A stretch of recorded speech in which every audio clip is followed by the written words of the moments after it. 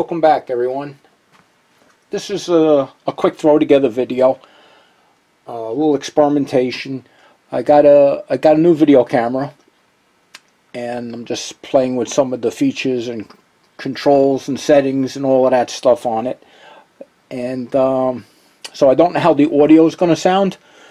So let me know in the comments if it's good, bad, any suggestions on how to improve it. Okay, first off, I want to thank all my subscribers, new ones, and guys and girls that have been around for a while now. I think it's somewhere around 260 subscribers, which I'm very pleased with. Thank you to everyone.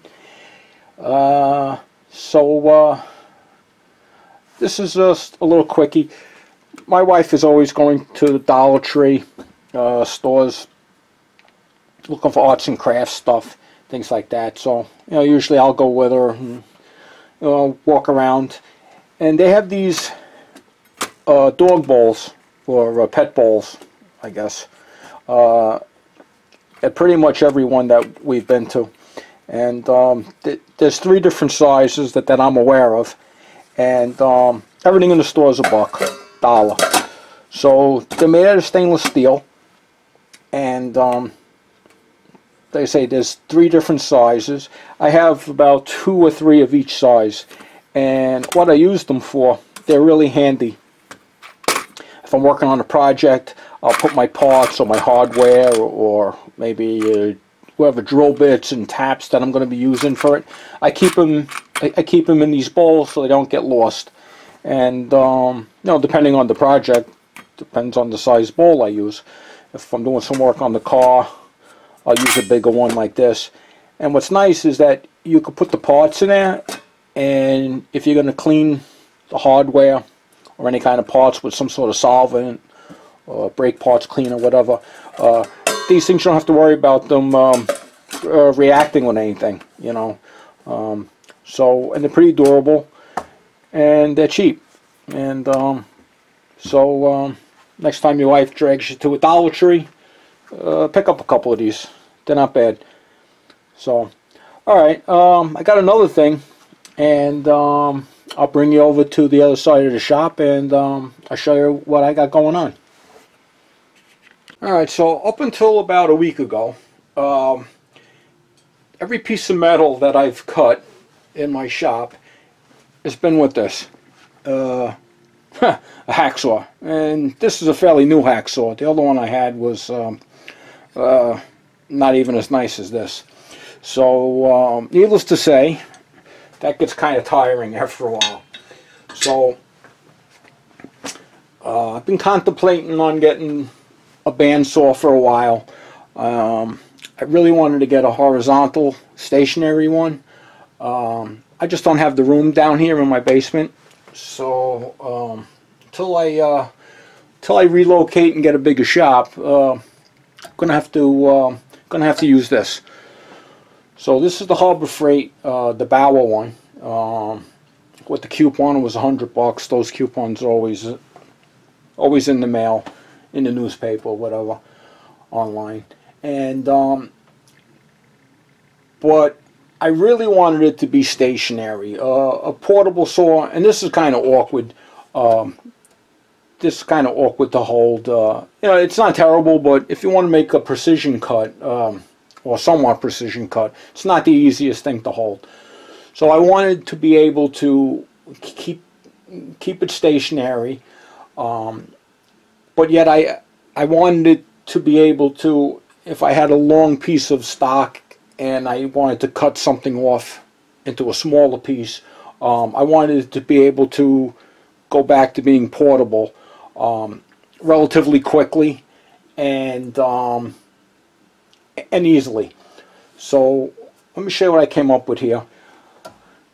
All of these parts were made from scraps I had laying around. I didn't want to buy anything extra.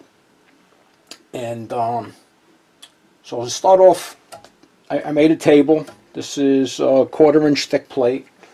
I forget how wide it was, but about 9-10 inches, something like that. I just rounded off the corners a bit. And it's held on with one knob, and it's off, just like that. And mounting the saw to the column itself is just like that. This is basically a piece of steel channel I had laying around. It was a scrap from something. I think it was like a TV mount, actually. So I just cut a notch out, kind of figured out the angle I needed to hold the saw at to keep it in the vertical position. Sorry about that. You know, this way. And couple of hose clamps, and put it right on the lolly column in the basement here, which holds up the main beam. And that's pretty secure. That ain't going nowhere. And as you can see, I can go back to using the saw in the portable mode pretty easily without any tools, anything to do. So, and then slips right back on there, and that's it. So let me show you underneath here, and this is what we got happening. So let me get this in position here. So this is a track. Might be better to see it this way. This is a track that I made out of a scrap of aluminum and a piece of flat steel here, and drilled a couple of bolts, and then this knob here. Where are you guys? Probably getting dizzy. And this is just a scrap of some square stock that I had, and made this little knob with this little swivel pad on there. So let me bring you in closer and I'll show you how it slides on.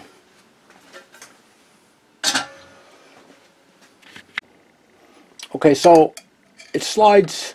There's a little bit of space under here, and so it just slides on here, bottoms out against here, and then that swivel screw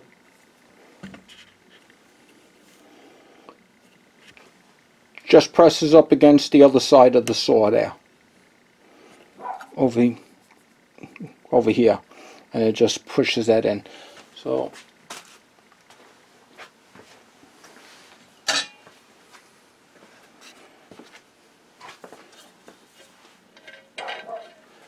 this just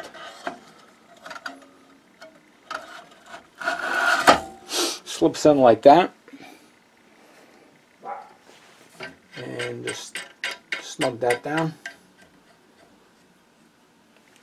and that's it.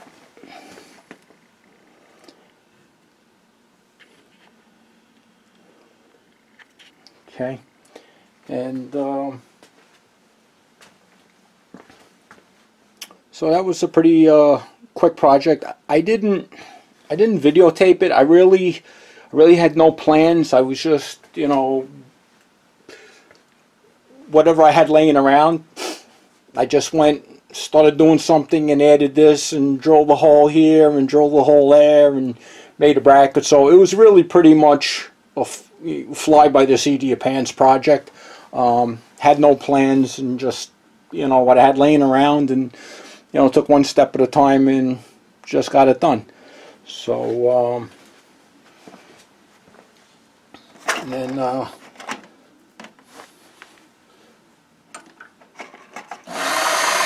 we go.